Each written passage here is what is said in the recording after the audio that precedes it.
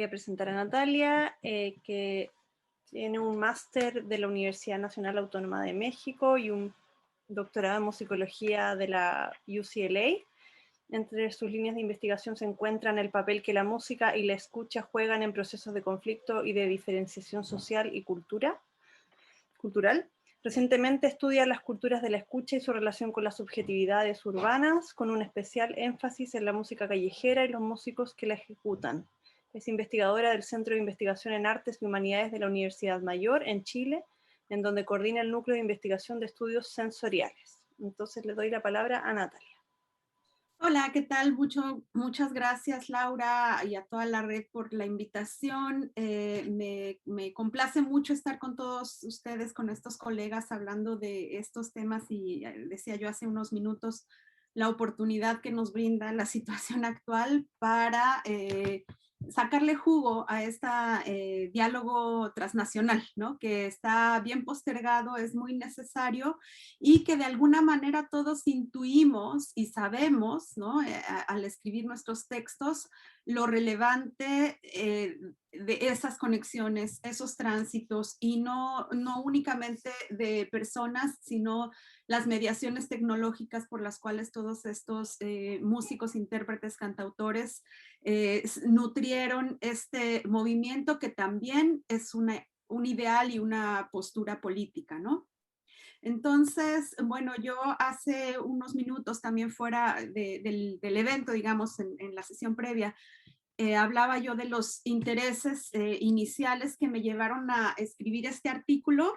Y en realidad, bueno, yo menciono ahí la invitación de Claudio Palomares por participar de este libro colectivo sobre el canto nuevo, pero remitiéndome ya más hacia una motivación muy personal y autobiográfica, también quiero decir que igual que Claudio, comparto con él el haber sido como la colita de esta generación, un poco los herederos de esta generación que tuvimos de alguna manera, o sea, que veíamos a nuestros papás, ¿no? En el caso de Claudio, evidentemente, mi papá forma parte de la otra escena, la escena del rock and roll, ¿no? Mi papá fue vocalista muchos años de un grupo de rock progresivo, Chacmol, que también contestaron al movimiento del 68, pero de esta manera bastante más abstracta, no con el canto, no con lo textual, sino a partir de sonidos, de sus espacios de acción,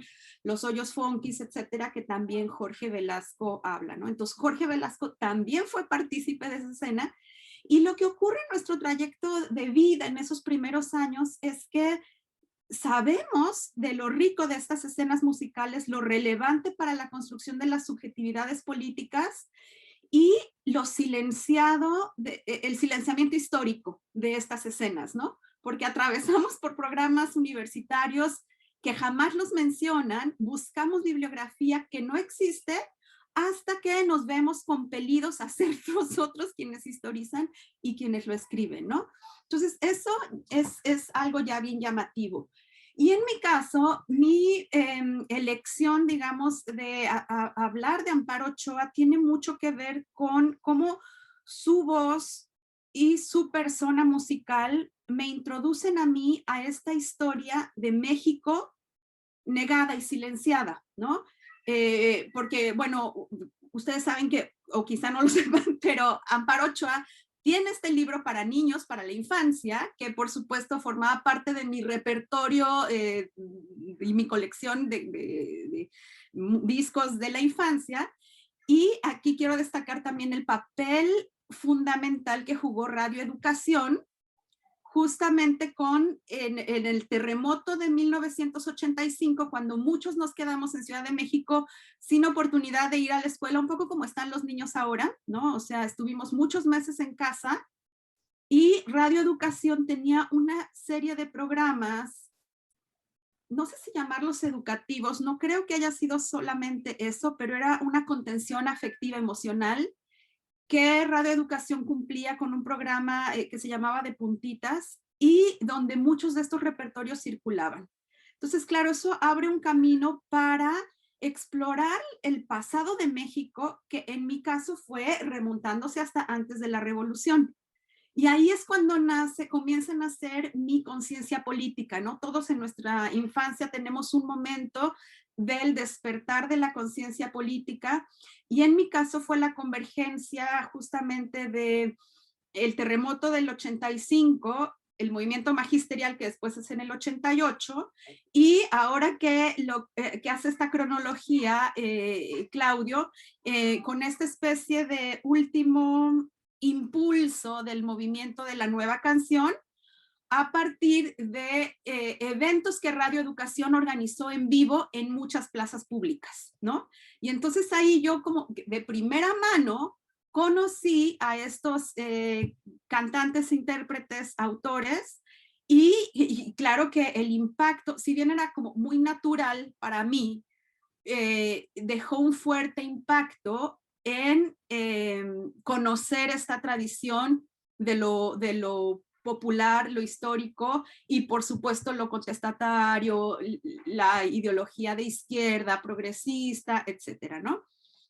Entonces, eso por un lado. Y por otro, ya conectando con mi historia más reciente de migraciones transnacionales, claro que me interesaba establecer este diálogo transnacional, identificando las diferentes versiones de la trova, del canto nuevo, de la nueva canción latinoamericana y de la canción chilena, y cómo interactúan, intercambian y participan de un mismo ideal, aunque motivados por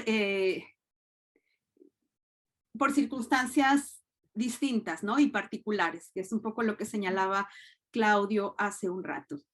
Este artículo que yo escribí en particular también se inserta, y es una respuesta directa tanto al texto de Claudio del 2018 como al de Tanius, que somos, digamos, parte de este pequeño corpus del que hablaba hace un rato Claudio, en caracterizar el canto nuevo a partir del logos, ¿no? De lo lingüístico, de la letra de las canciones, ¿no? Y sobre todo la idea que Tanius habla mucho sobre en dónde reside lo nuevo del canto nuevo, y el debate si acaso era o no rupturista, ¿sí?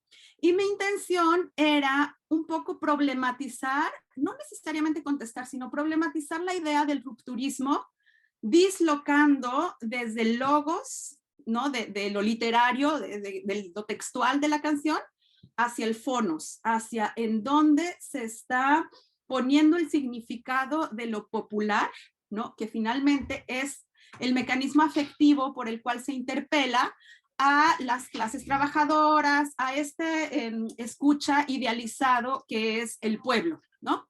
Entonces, ahí es cuando, bueno, uno de los enfoques que utilizo en este artículo está conectado con estudios de la voz y del performance, y ya más específicamente con la construcción de la persona vocal, propuesta por Philip Tagg, y de la persona musical, que son complementarias en muchos sentidos, propuesta por Philip Auslander.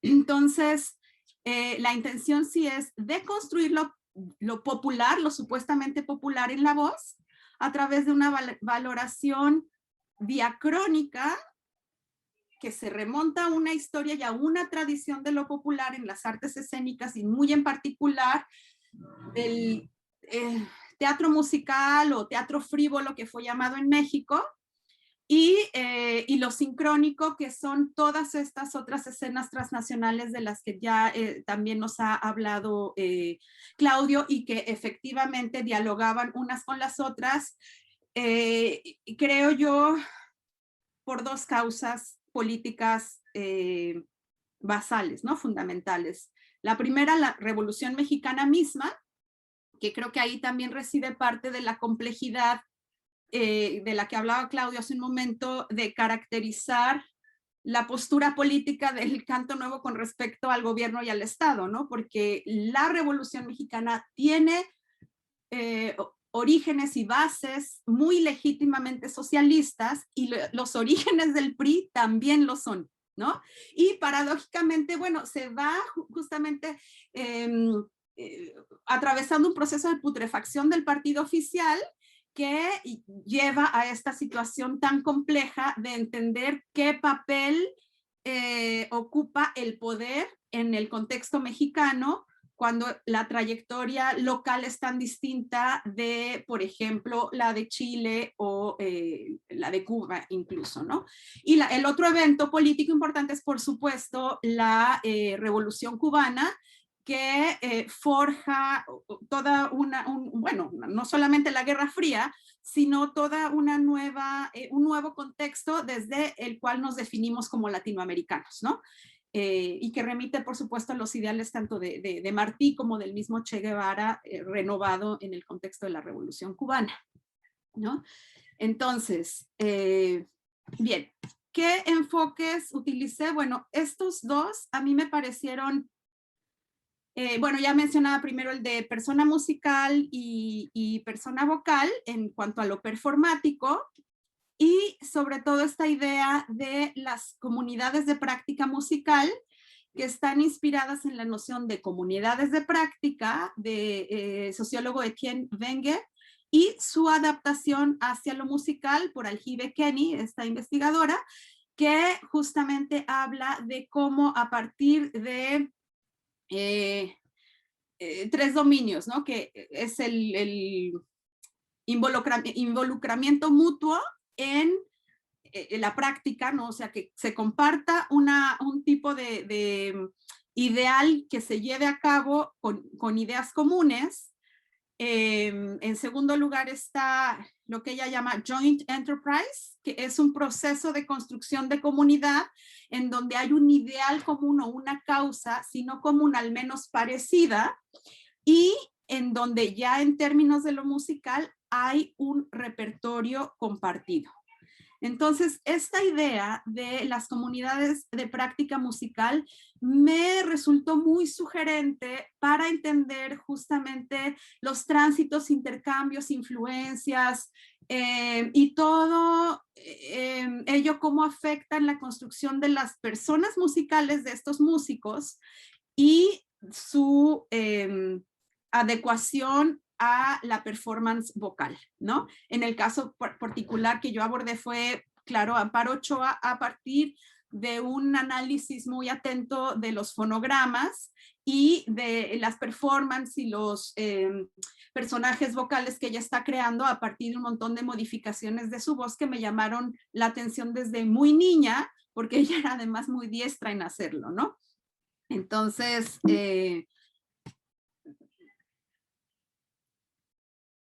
bien, entonces cuando yo emprendí esta primera aproximación ya más historizada a la persona musical de Amparo Ochoa, yo ya venía de una historia de haber estudiado la escena musical popular en el México de la transición del porfiriato a la época revolucionaria, ¿no? Yo estaba estudiando en mi tesis doctoral hablo sobre las carpas, un movimiento de escénico y de variedades musicales que ocurre en la ciudad en un momento que la ciudad se está modernizando, pero en donde todo el repertorio teatral y de las revistas musicales que de alguna manera hacía muchas parodias nacionalistas, también se convierte en un movimiento musical y político contestatario al régimen dictatorial, en ese entonces sí, de Porfirio Díaz,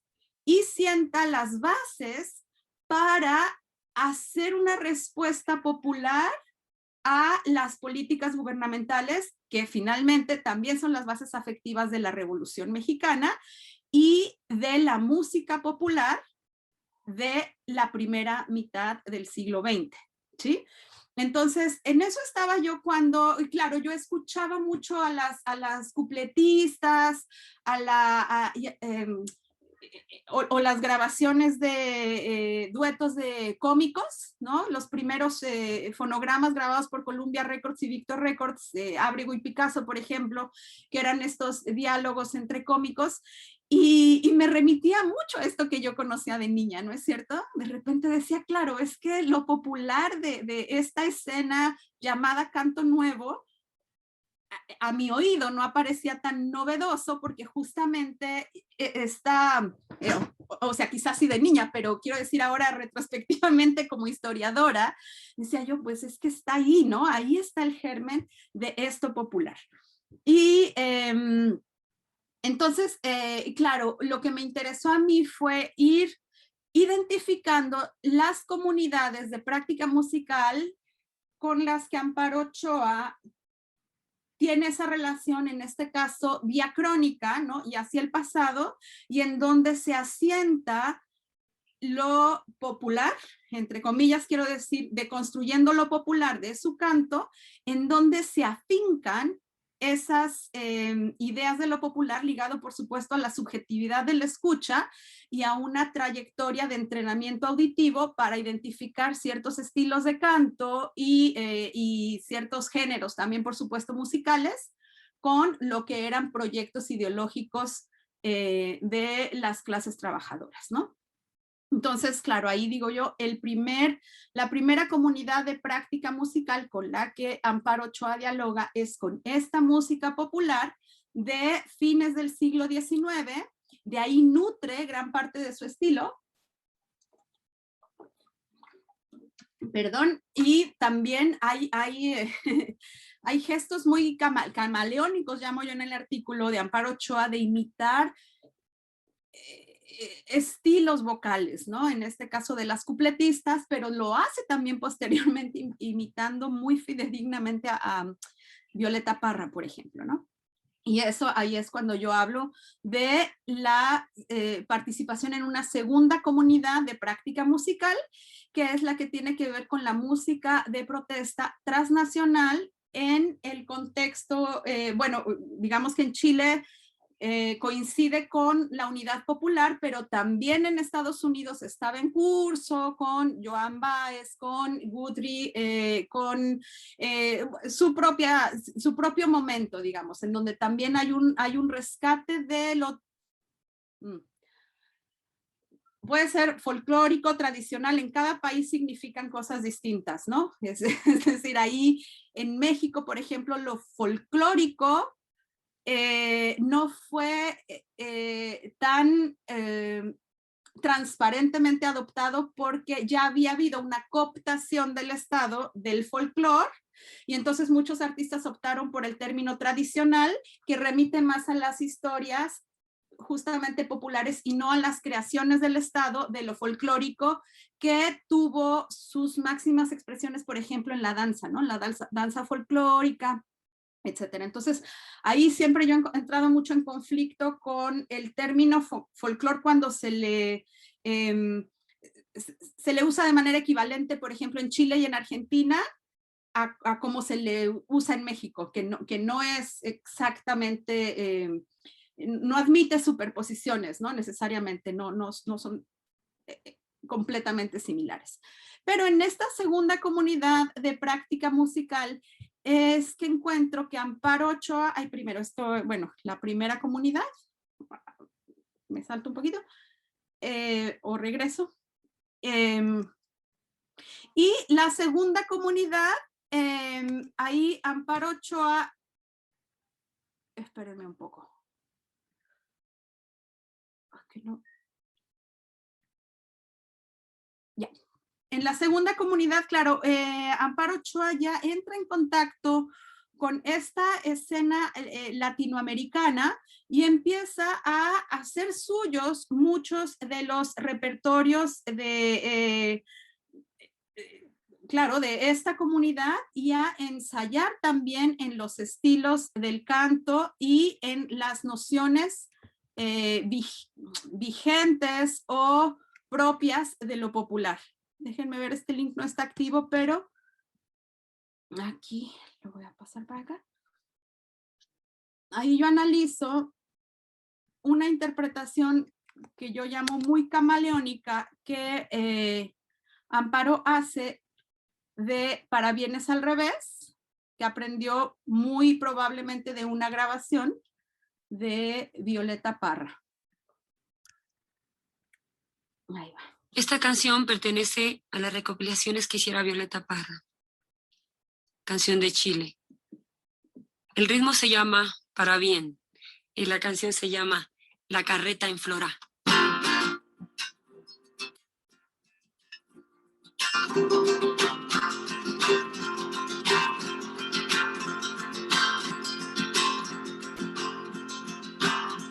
Una carreta en Flora se detiene en la capilla, el cura salió al entrar, diciendo qué maravilla, diciendo qué maravilla, el cura salió al entrar, se detiene en la capilla, una carreta en Flora.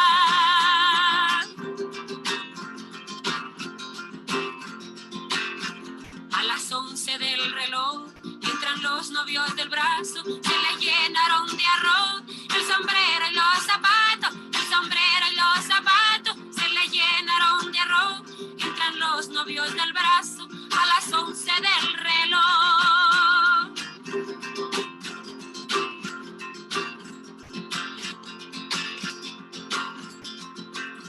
Cuando estaban de rodillas en el hoy del sacristán, le sonó la campanilla al novio talán, talán, al novio talán, talán. Cuando estaban de rodillas en el hoy del sacristán, le sonó la campanilla.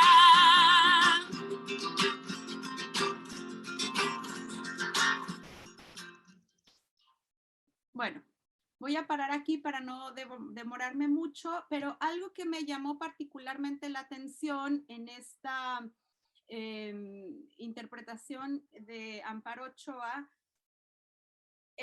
al compararla, ¿no? Al contrastarla con la de Violeta Parra, es el uso del vibrato, porque justamente Violeta Parra, yo creo como ethos, ¿no? En su estilo vocal, evitaba el vibrato para hacerlo mucho más afín al canto campesino, como un ideal sonoro, ¿no? Es decir, aquí también estamos hablando de estrategias de escucha y de construcción performática de ese ideal que se escenifica en la canción.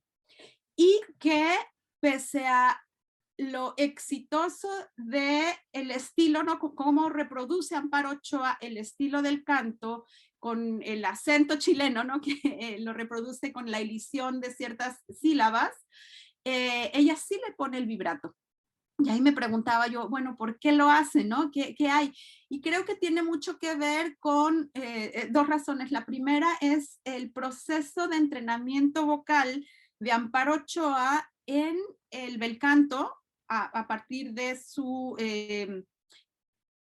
membresía o participación en la Escuela Nacional de Música, que tiene toda una orientación a la cultura del conservatorio. Y lo segundo, y ahí es donde yo conecto también con grupos como Inti Illimani o lo que ocurrió aquí en Chile, es con esta intención de elevar la música folclórica a un estatus similar al de la música de concierto a partir de un montón de estrategias como fue, por ejemplo, la cantata, el canto coral, etcétera, ¿no? Entonces, se embellecen a partir de este tipo de estrategias de ornamentación que las hacen de alguna manera y paradójicamente también más valorables en el sentido estético, ¿no? Que se vio muy claramente en Chile justamente con formas musicales muy en diálogo con lo docto, ¿no? Con la música docta.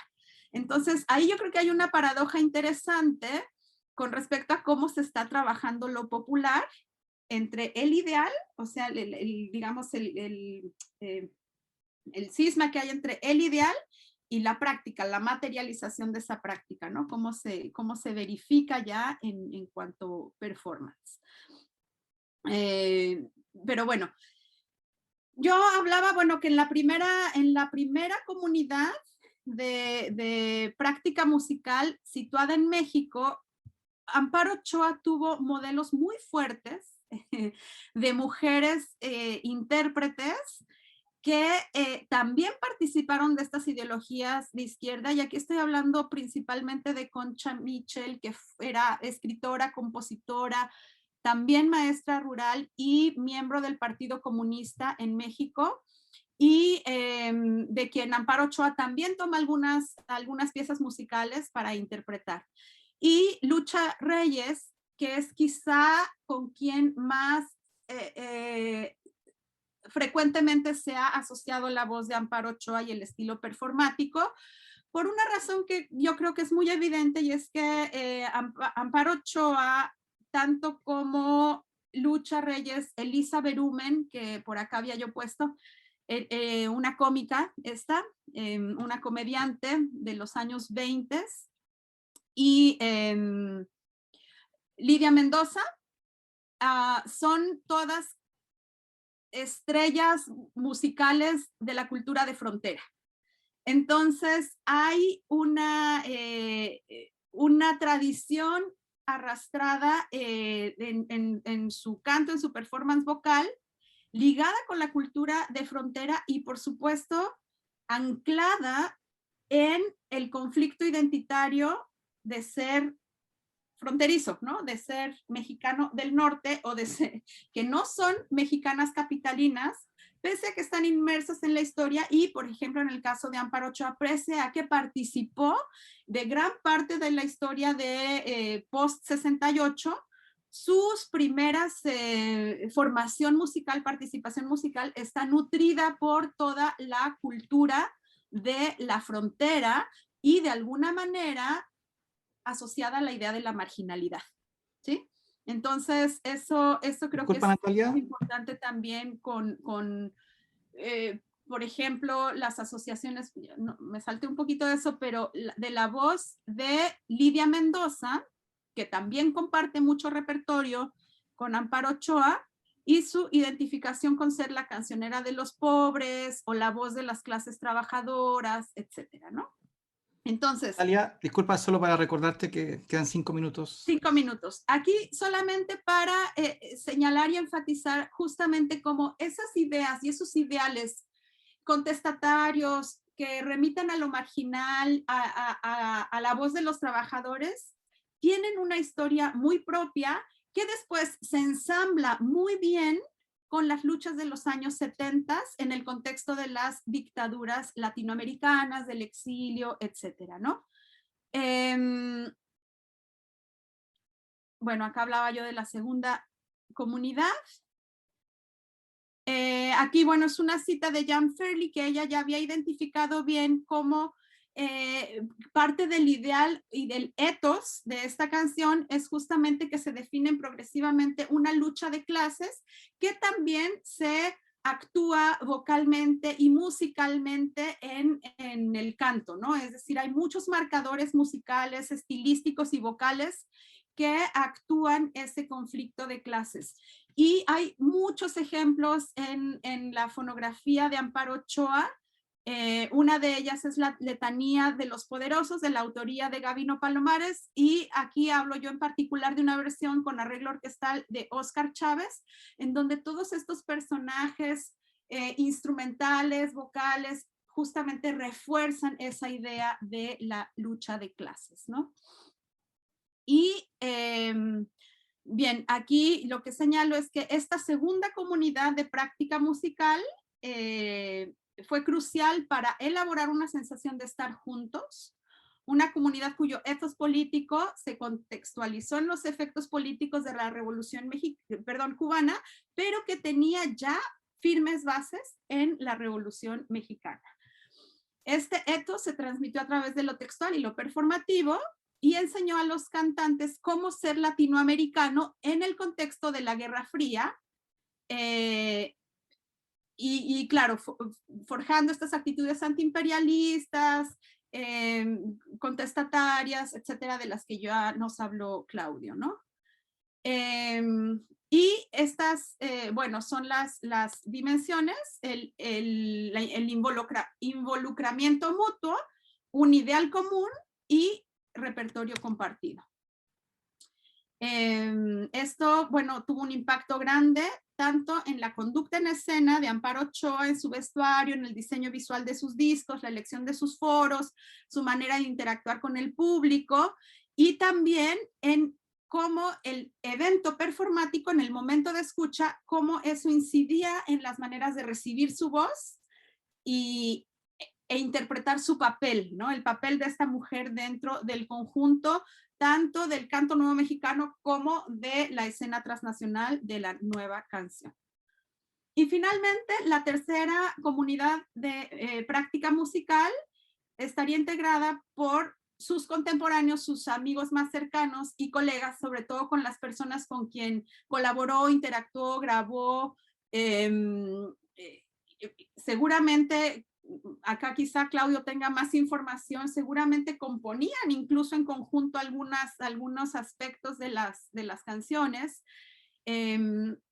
Y en el extranjero estaba Mercedes Sosa y Gabriela Pizarro en Chile, y esa es una relación a la que yo quiero también hincarle el diente por justamente las muchas similitudes entre estas dos cantantes, ¿no? El hecho de que ambas se iniciaran como maestras, ¿no? Rurales, que hayan también tenido este interés, y por lo que sé, Amparo Ochoa se alojó en algún momento en Chile con Gabriela Pizarro, pero eso es todavía una pieza de información que tengo que explorar. Pero bueno, fue esta comunidad que le dio, digamos, contención afectiva, tenían ideales comunes, este sentido compartido de utopía, metas, ¿no? Metas que buscaban en común, y también todo un sistema de apoyo y colaboración en el que se reforzó, digamos, esta escena como más que una escena musical hacia la conformación de una comunidad, ¿no? Entonces, creo que eso es todo lo que quiero decir. Y, espérenme, teníamos unas notas de cierre.